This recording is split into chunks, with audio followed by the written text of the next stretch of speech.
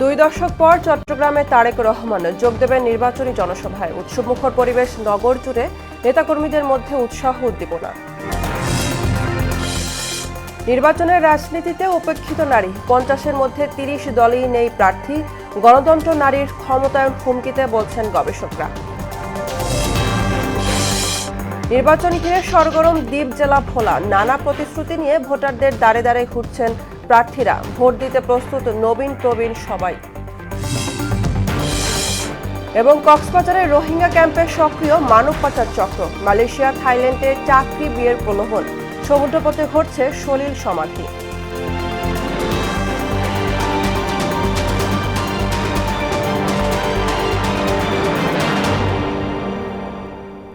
আসসালামু আলাইকুম, সবাইকে মোহনা সংবাদে স্বাগত। শুনছিলেন শিরোনাম, পুরো সংবাদের সঙ্গে আছি আমি বুশরাত জাহানিমা। চট্টগ্রামে পৌঁছেছেন বিএনপি চেয়ারম্যান তারেক রহমান। শনিবার রাতে চট্টগ্রামের শাহ আমানত আন্তর্জাতিক বিমানবন্দরে পৌঁছান তিনি। এ সময় দলের সিনিয়র নেতারা তাকে স্বাগত জানান।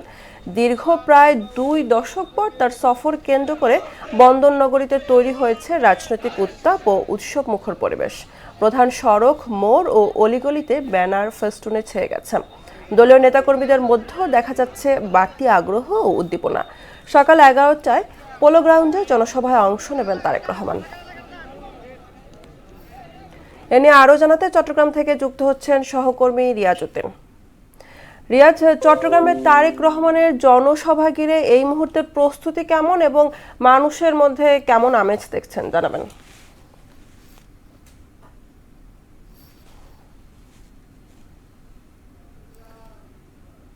রয়েছে চট্টগ্রামে ঐতিহাসিক যে পোলো গ্রাউন্ড মাঠ, সেখানে উপস্থিত রয়েছে। ইতিমধ্যে পোলো গ্রাউন্ড মাঠে 1:30টায় বিএনপির চেয়ারম্যান তারেক রহমান আসবেন।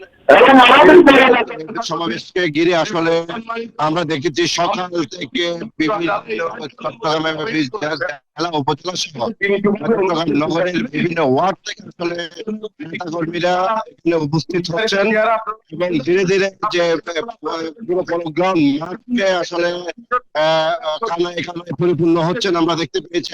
যদি পাশাপাশি বলে রাখি, প্রশাসনের অবস্থান এবং প্রশাসন বিভিন্ন জায়গায় অবস্থান করছেন নিরাপত্তার জন্য। এবং আমরা এখানে নেতাকর্মীদের সাথে কথা বলছি। দীর্ঘ 21 বছর পর তারেক রহমান আজকে যে পোলো গ্রাউন্ড মাঠ, সেই পোলো গ্রাউন্ড মাঠের প্রধান অতিথি হিসেবে আসছেন। এবং যেহেতু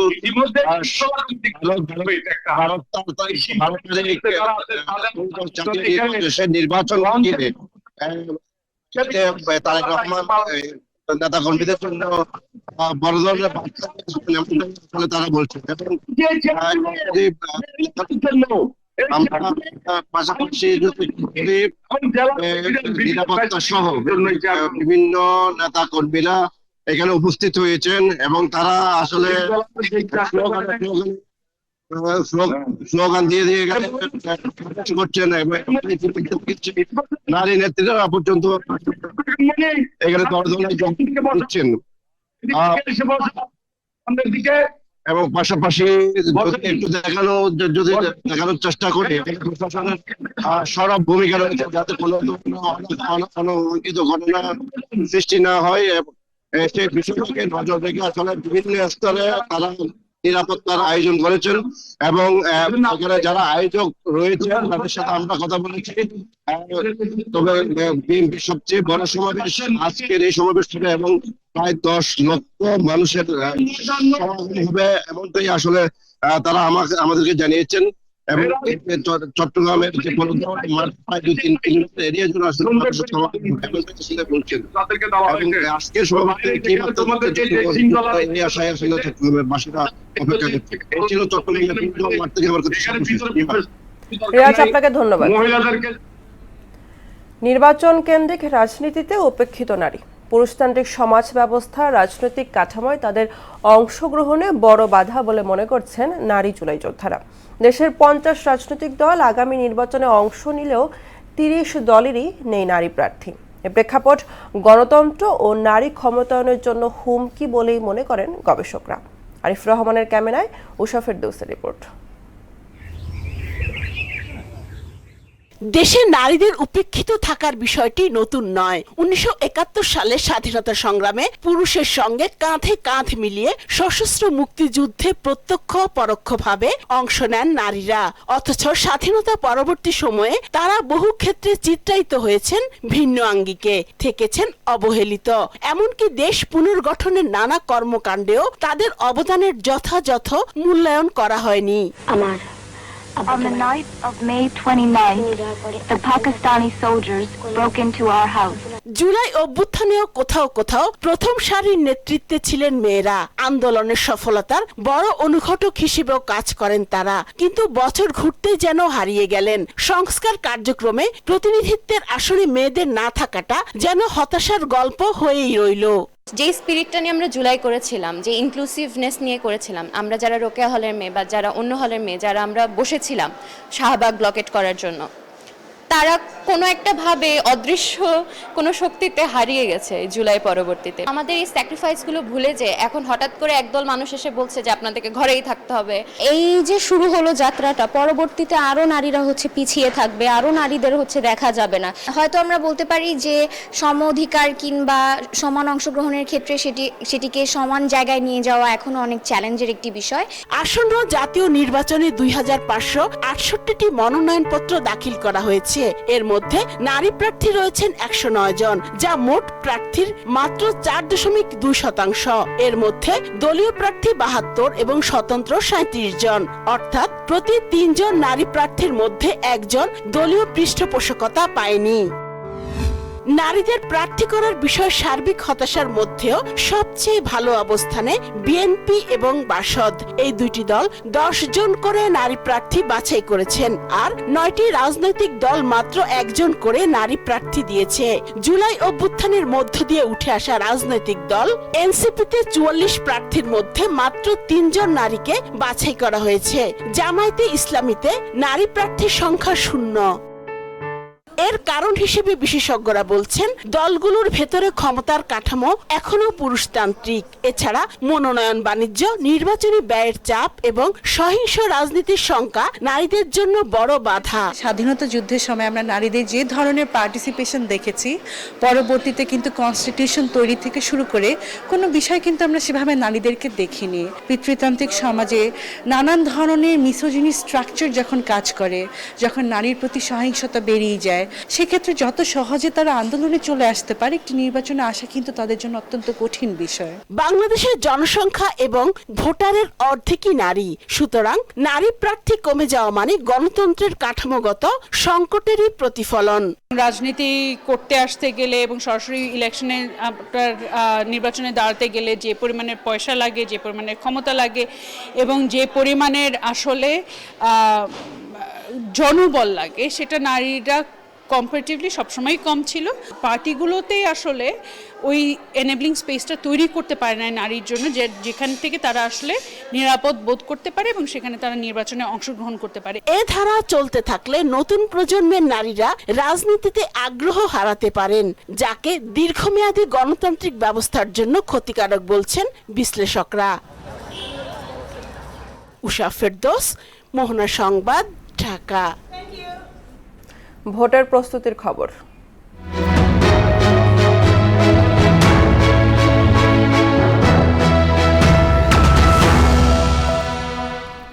জাতীয় নির্বাচন ঘিরে সরগরম দ্বীপ জেলা ভোলা।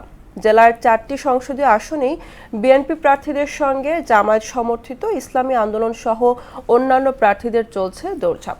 নানা প্রতিশ্রুতি নিয়ে তারা ঘুরছেন ভোটারদের দ্বারে দ্বারে। অন্যদিকে পছন্দের প্রার্থীকে ভোট দিতে প্রস্তুত নবীন প্রবীণ ভোটাররা।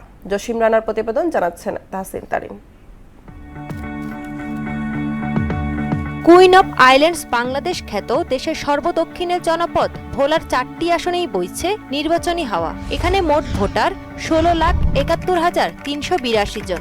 এর মধ্যে পুরুষ 8,66,611 জন, নারী ভোটার 8,08,755 জন এবং তৃতীয় লিঙ্গের ভোটার 15 জন। এর মধ্যে ভোলা 1 আসনে বিএনপি থেকে লড়ছেন আন্দালিব রহমান প্রার্থ, জামায়াতের জেলা নায়েবে আমির অধ্যক্ষ নজরুল ইসলাম সহ অন্যান্য দলের প্রার্থীরা। একটা বিশ্বমানের হাসপাতাল আমরা তৈরি করব এখানে, এবং সাথে একটি মেডিকেল কলেজ এটাকে সাপোর্ট দেওয়ার জন্য, ভালোভাবে যেন এটা চলে। ভোলা 2 আসনে বিএনপির হেভিওয়েট প্রার্থীর সাথে প্রতিদ্বন্দ্বিতা করছেন 10 দলীয় জোটে জামায়াত সমর্থিত এলডিপির মুখপাত্র সহ 7 জন। বরিশাল থেকে ভোলাতে যে ব্রিজ, সে ব্রিজ এটা চলমান, আমাদের ছোট ভাইরা তারা শাহবাগে তারা মানে অনশন করতেছে, আমরা এটার পক্ষে।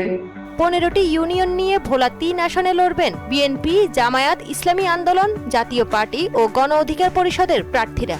ভোটারদের দ্বারে দ্বারে ঘুরে নানা প্রতিশ্রুতিও দিচ্ছেন তারা। লালমোহন তজুমুদ্দিন এই 2 থানার শিক্ষার মান উন্নয়নের জন্য আমি চেষ্টা করব। অনেক স্কুল কলেজ এখানে করেছি, কিন্তু এখনো শিক্ষার মানে অনেকটা ঘাটতি রয়েছে। চর ফ্যাশন ও মনপুরা নিয়ে গঠিত ভোলা 4 আসনে বিএনপির হেভিওয়েট প্রার্থী নুরুল ইসলাম নয়নের সাথে প্রতিদ্বন্দ্বিতা করছেন জামায়াতের প্রার্থী মোস্তফা কামাল সহ ইসলামী আন্দোলন, জাতীয় পার্টি, এনডিএম ও আমজনতা দলের প্রার্থীরা। সবচেয়ে গুরুত্বপূর্ণ হচ্ছে নদী ভাঙ্গন থেকে এই জনপদকে রক্ষা করা। সর্বোপরি গোটা ভোলা জেলাকেই আসলে নদী ভাঙ্গন থেকে রক্ষা করাটা একটি গুরুত্বপূর্ণ কাজ। ভোটাররা বলছেন শিক্ষার মান উন্নয়ন, মাদক, সন্ত্রাসমুক্ত করে ভোলাকে উন্নত জেলা হিসেবে গড়ে তুলবেন এমন প্রার্থীকেই নির্বাচিত করতে চান তারা। তো বছরগুলোতে ভোট দিতে পারি না সাধারণ জনগণ, আমরা চাই একজন সৎ ও যোগ্য প্রার্থীকে নির্বাচিত করে। এমন একজন প্রার্থীকে চাই যে প্রার্থী ভোলা থাকবে এবং জনমানুষের সেবা করবে। গার্ডিয়ান যে দায়িত্ব নিয়ে কাজ করবে, যে হ্যাঁ আমরা কমিটমেন্ট এই বিষয়ে যে আমরা ভোলার উন্নয়ন করব। ভোলা বরিশাল সেতু, ভোলার মেডিকেল কলেজ, ভোলার যে গ্যাসের যে বিষয় এবং আবার সম্ভাবনাময় যে ভোলা যে শিল্প অঞ্চল গড়ে তোলা, এই বিষয়ে যারা কাজ করবে, যে প্রার্থী আমাদেরকে কথা দিবে এবং এই বিষয়ে কাজ করবে, আমাদের কাছে কমিটমেন্ট দিবে, আমরা সেই প্রার্থীকে আসলে বেছে নিব। দীর্ঘকাল পর নিজেদের পছন্দের প্রার্থীকে ভোট দিতে নিরাপদ পরিবেশের প্রত্যাশা করেন নবীন প্রবীণ ভোটাররা। তাহসিন তারিন, মোহনা সংবাদ। জাতীয় নির্বাচনে ডামাডোল নিয়ে আমাদের বিশেষ আয়োজন ভোটের মোহনায়। ত্রয়োদশ জাতীয় নির্বাচনকে সামনে রেখে সারা দেশেই এখন একটাই আলোচনা, কেমন হবে আগামীর বাংলাদেশ, কেমন চাই জনপ্রতিনিধি এবং কাকে দেবেন ভোট। এই আলোচনাতেই যেন মুখর প্রায় প্রত্যেকটি চায়ের দোকান থেকে শুরু করে অফিস, আদালত, সব জায়গা। তো সেই প্রত্যাশাগুলোর গল্পই শুনবো সাধারণ মানুষের কাছে। ভাইয়া, আপনি একটু জানাবেন, এইবার যেই জাতীয় নির্বাচন হতে চলেছে সেখানে হচ্ছে যেই প্রতিনিধি আসুক না কেন, তার কাছে আপনার প্রত্যাশা কি? প্রত্যাশা অবশ্যই ভালো আশা করি। উনি যে এলাকার প্রতিনিধি, উনি ভালো কাজ করবেন, এটাই প্রত্যাশা। এমন রাস্তাঘাট, মনে করো ব্রিজ, কালভার্ট, এগুলা এই কারণেই তো মানুষের জনপ্রতিনিধি ভালো, যারা ভালো কাজ করবে তাদেরই জনগণ সমর্থন করবে, এটাই তো চাইতেছে মানুষ। আমার চাওয়া দেওয়ার কিছু নাই, দেশের শান্তি চাই, দেশের সুষ্ঠু নির্বাচন চাই, জোর জুলুম যেন খাটে না। হ্যাঁ, আর এই যে তেল সারের ভাগ্য সমাজে পাওয়া যায়, সমাজে পাওয়া যায় না কৃষক লোকের।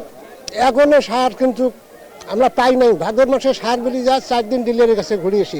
যে কোনো সরকারে হোক, এই দেশে যেন কোনো চাঁদাবাজি থাকে না। আর আমাদের একটু প্রত্যাশা আছে কি, যে আমরা গরিব লোক, আমরা খেটে খাওয়া মানুষ, আমাদের দিকে যখন একটু লক্ষ্য করে। আমাদের প্রত্যাশা একটাই, আমাদের দেশ এবং আমাদের এলাকা যেভাবে ভালো চলবে, জানি কোনো কারো চাঁদাবাজ না থাকে, কোনো দুর্নীতিবাজ না থাকে, কোনো না থাকে, সমাজ যেভাবে চলে সেভাবে আমরাও থাকতে চাই। আমরা এই এলাকায় বহুদিন ধরে বসবাস করে আসতেছি। বিগত দিন থেকে যত রকম এমপি মন্ত্রী যারা আইছে সকলে কথাবার্তা কয়ে গেছে, আমাদের কোনো উপকার করে না এই এলাকা। আমাদের এই এলাকা থেকে এলাকার কথা বলতে হবে। এইখানে অনেক সন্ত্রাস আছে, দুর্নীতি লোক আছে, এগুলি সমাজ মুক্ত চাই। ত্রয়োদশ জাতীয় নির্বাচনে শুনছিলাম ভোটারদের প্রত্যাশা। দর্শক, এই ছিল আমাদের আজকের আয়োজনে, এই পর্যন্ত। কক্সবাজারের রোহিঙ্গা শরণার্থী ক্যাম্পগুলোতে সক্রিয় হয়ে উঠেছে মানব পাচারকারী চক্র। মিয়ানমার থেকে বাস্তুচ্যুত হয়ে বাংলাদেশে আশ্রয় নেওয়া রোহিঙ্গাদের সমুদ্রপথে মালয়েশিয়া ও থাইল্যান্ড নিয়ে মোটা অঙ্কের টাকায় চাকরি এবং রোহিঙ্গা মেয়েদের বিয়ের প্রলোভন দিচ্ছে চক্রটি। তাতে দালালদের খপ্পরে পড়ে সলিল সমাধি ঘটছে অনেক মানুষের। আফসার কবির আকাশের প্রতিবেদন, জানাচ্ছেন মাহমুদ আক্তার। শরণার্থী ক্যাম্প উখিয়া টেকনাফে আবারও সক্রিয় হয়ে উঠেছে ট্রলার যোগে সমুদ্রপথে অবৈধভাবে মালয়েশিয়া পাচারকারী চক্র। উন্নত জীবনের আশায় ঝুঁকি নিয়ে দালালদের ফাঁদে পড়ে মালয়েশিয়ায় পাড়ি জমাচ্ছেন রোহিঙ্গা ও স্থানীয়রা। পাচারকালে সীমান্তরক্ষীদের হাতে বন্দী হয়ে অনেকে স্থান নিয়েছে মিয়ানমার ও থাইল্যান্ডের কারাগারে। ঘটছে সলিল সমাধি। বদরালা মানুষ বা তেন হয়ে তারা এতবার থাইল্যান্ড হেদু নিজা মালয়েশিয়া নিজের তারা কি করে নির্যাতন ফেলাই দি মায় ফান্দির নির্যাতন চলে দেরি মারা হয়েছেন একটা জায়গায় টিয়া পয়সার ইয়া ওইব এং কইরে দালালক কলে বিভিন্ন ফান্ড মাঝে ফেলাই ইরে লালচ কল দিয়রি এন্ডিলা মালয়েশিয়া কল যার গই বিভিন্ন বেদিন কল হাত মাঝে আর মাবনে নই জলরে খেলাই বলা তুই দে কিছু টিয়া পয়সার লোভ দেখাই মোবাইলটিও নিয়ে ফেলছে বাড়িতে কল করতে পারিনি 1.5 লাখ টাকা দিয়ে মামাকে সাড়ে দেবেন হয়ে আর সাড়ে ন দেড়ে আর দূর করে দিল আজকে আসছি যে 8-9 দিন হয়েছিল আমাদেরকে অনেক জঙ্গলে নিয়ে গেছিল অনেক মারধর করতো আমাদেরকে। রোহিঙ্গাদের পাশাপাশি স্থানীয় কিছু দালালও মালয়েশিয়ার মানব পাচারে জড়িত রয়েছে। তাদের বিরুদ্ধে দ্রুত ব্যবস্থা না নিলে ভয়াবহ রূপ নেবে বলে জানান স্থানীয় জনপ্রতিনিধি। এই সিন্ডিকেট এতই বেপরোয়া হয়ে গেছে যে এখানে অনেককে আবার তাদের ইচ্ছার বিরুদ্ধেও তারা জিম্মি করে তাদেরকে পাচার করে দিচ্ছে টাকার লোভে। আইন শৃঙ্খলা বাহিনী বিভিন্নভাবে চেষ্টা করে যাচ্ছে এটাকে প্রতিরোধ করার জন্য, কিন্তু আমার মনে হচ্ছে যে এটা কোনোভাবেই প্রতিরোধ করা যাচ্ছে না। প্রলোভনে পড়ে সাগরপথে মালয়েশিয়া গমনকে মানব পাচার বলতে নারাজ রোহিঙ্গা ক্যাম্পে APBN এর এই কর্মকর্তা। তার দাবি উন্নত জীবনের আশায় নিজ ইচ্ছায় রোহিঙ্গারা সাগরপথে মালয়েশিয়া যাচ্ছে। তাদের জীবন মান উন্নত করার জন্য এটা মানুষের নরমাল টেন্ডেন্সি। তো এইটা আমরা যেটাকে মানব পাচার বলতেছি, এটা আসলে স্বেচ্ছায় নিজের ইচ্ছায় টাকা দিয়ে বিদেশ যাওয়ার জন্য যাচ্ছে। তো এটা আসলে মানব পাচারের সংজ্ঞায় পড়ে কিনা। দালাল বা পাচারকারী চক্রের বিরুদ্ধে এখনই ব্যবস্থা না নিলে সমুদ্রপথে ঝুঁকিপূর্ণ যাত্রায় অসংখ্য মানুষের প্রাণহানি ঘটতে পারে। মাহমুদা আক্তার, মোহনা সংবাদ। এবার সারা দেশ থেকে সভা সমাবেশ ও বিক্ষোভ নিয়ে প্রতিনিধিদের পাঠানো তথ্য ও চিত্র টেক্সট রিপোর্ট। কুষ্টিয়ার কুমারখালীতে নির্বাচন ও গণভোটের বিষয়ে সাংবাদিকদের সঙ্গে মতবিনিময় করেছে কুষ্টিয়া 4 আসনের জামায়াতের মনোনীত প্রার্থী। টাঙ্গাইলে শিক্ষার গুণগত মান উন্নয়নে 300 শিক্ষককে সংবর্ধনা দিয়েছে টাঙ্গাইল শাহীন শিক্ষা পরিবার। নরসিংদীর মাধবদীতে আলহাজ MA হান্নান মাস্টার স্মৃতি সংসদের উদ্যোগে ব্যাডমিন্টন ফাইনাল টুর্নামেন্ট 2026 অনুষ্ঠিত হয়েছে। সিরাজগঞ্জের রায়গঞ্জে বিএনপির উদ্যোগে নারী কর্মী সমাবেশ অনুষ্ঠিত হয়েছে। ভোলা 1 আসনের বিএনপি জোটের প্রার্থী আন্দালিব রহমান পার্থর আগমন উপলক্ষে গণসংবর্ধনা ও পথসভা অনুষ্ঠিত হয়েছে। আলহাজ মাওলানা কাজী গোলাম কিবরিয়ার সঙ্গে ছাগলনাইয়ায় কর্মরত ইলেকট্রনিক্স ও প্রিন্ট মিডিয়ার সাংবাদিকদের সঙ্গে মতবিনিময় সভা হয়েছে। চট্টগ্রামের মিরসরায়ে শিশু নূর আব্দুল্লাহ হত্যার ঘটনায় মিথ্যা মামলায় গ্রেপ্তার 3 জনের মুক্তির দাবিতে মানববন্ধন করেছে এলাকাবাসী। সিরাজগঞ্জে মাহমুদপুর যুগান্তর সংসদের আয়োজনে আরাফাত রহমান কোকো স্মৃতি ডাবল বাইক কাপ ক্রিকেট টুর্নামেন্টের ফাইনাল খেলা অনুষ্ঠিত হয়েছে। জয়পুরহাটের পাঁচবিবিতে জেলা যুবদলের নেতাকর্মীরা ধানের শীষের প্রার্থীর পক্ষে গণসংযোগ মিছিল ও পোস্টার বিতরণ করেছে। মানিকগঞ্জের সিংগাইর উপজেলায় খান বানিয়াড়া খেলার মাঠে শীতকালীন ফুটবল উৎসবের ফাইনাল খেলা অনুষ্ঠিত হয়েছে। ত্রয়োদশ জাতীয় সংসদ নির্বাচনকে সামনে রেখে নারায়ণগঞ্জ 1 আসনের সকল প্রার্থীদের নিয়ে আইনশৃঙ্খলা বিষয়ক সভা অনুষ্ঠিত হয়েছে। কুমিল্লার লাঙ্গলকোটে জামায়াতে ইসলামী সহ 10 দলীয় জোটের প্রচার ও নির্বাচনী মিছিল অনুষ্ঠিত হয়েছে। আফরিন পপি, মোহনা সংবাদ। এবার আন্তর্জাতিক প্রসঙ্গ।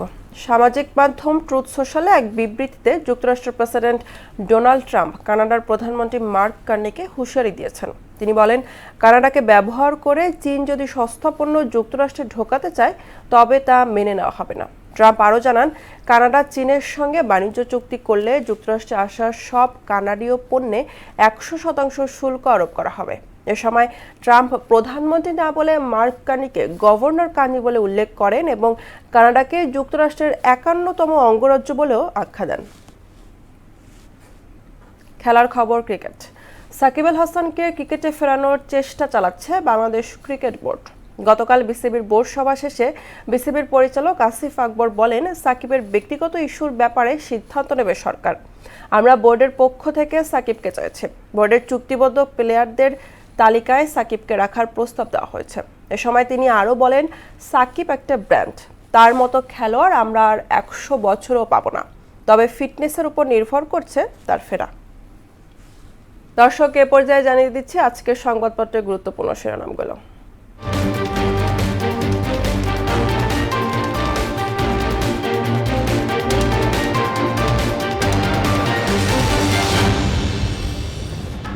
প্রথম আলো শিরোনাম করেছে, আইন শৃঙ্খলা ও দুর্নীতি নিয়ন্ত্রণ সর্বোচ্চ অগ্রাধিকারে থাকবে বলছেন তারেক রহমান। মন্ত্রীদের জন্য 9030 বর্গফুটের ফ্ল্যাট নির্মাণ করবে সরকার। দৈনিক ইত্তেফাক শিরোনাম করেছে, বাংলাদেশকে ছাড়াই হচ্ছে টি-20 বিশ্বকাপ, টুর্নামেন্ট বয়কটের সিদ্ধান্ত নিতে পারে পাকিস্তান। জরায়ুমুখ ক্যান্সারের ঝুঁকিতে 6,40,00,000 নারী। সমকাল শিরোনাম করেছে, বাংলাদেশের স্বপ্নভঙ্গের দিনে বিসিবির সাকিব জুয়া, টি-20 বিশ্বকাপ, প্রার্থীর 34% তরুণ যুবা। বাংলাদেশ প্রতিদিন শিরোনাম করেছে, লেভেল প্লেইং ফিল্ড নিয়ে পাল্টাপাল্টি, বাংলাদেশের জায়গায় খেলবে স্কটল্যান্ড। যুগান্তর শিরোনাম করেছে, ভোটের মাঠে আক্রমণাত্মক বক্তব্য, অসহিষ্ণু হয়ে উঠছে রাজনীতি, বাংলাদেশ ছাড়াই বিশ্বকাপ, পরিবর্তে Scotland. The daily star, onslaught of AI content aims to sway voters. Bangladesh replaced by Scotland in T20 World Cup. দর্শক, এই ছিল আজকের সংবাদপত্রের গুরুত্বপূর্ণ শিরোনামগুলো। শেষ করব মোহনা সংবাদ, যাবার আগে শিরোনামগুলো আরো একবার।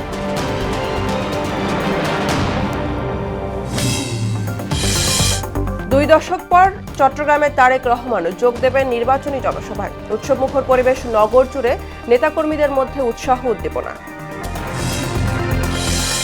নির্বাচনের রাজনীতিতে উপেক্ষিত নারী, 50-এর মধ্যে 30 দলই নেই প্রার্থী। গণতন্ত্র, নারীর ক্ষমতায়ন হুমকিতে বলছেন গবেষকরা। নির্বাচন ঘিরে সরগরম দ্বীপ জেলা ভোলা, নানা প্রতিশ্রুতি নিয়ে ভোটারদের দাঁড়ে দাঁড়ে ঘুরছেন প্রার্থীরা। ভোট দিতে প্রস্তুত নবীন প্রবীণ সবাই। এবং কক্সবাজারের রোহিঙ্গা ক্যাম্পে সক্রিয় মানব পাচার চক্র। মালয়েশিয়া, থাইল্যান্ডে চাকরি, বিয়ের প্রলোভন, সমুদ্রপথে ঘটছে সলিল সমাধি। এই ছিল মোহনা সংবাদে। পরবর্তী সংবাদ দুপুর 1টায়। এর আগে সকাল 11টায় দেখবেন সংবাদ এক নজরে। মোহনার সবশেষ খবর জানতে ভিজিট করুন www.mohana.tv। সংবাদ দেখতে পারেন ফেসবুক, ইউটিউবে। এতক্ষণ সঙ্গে থাকার জন্য ধন্যবাদ।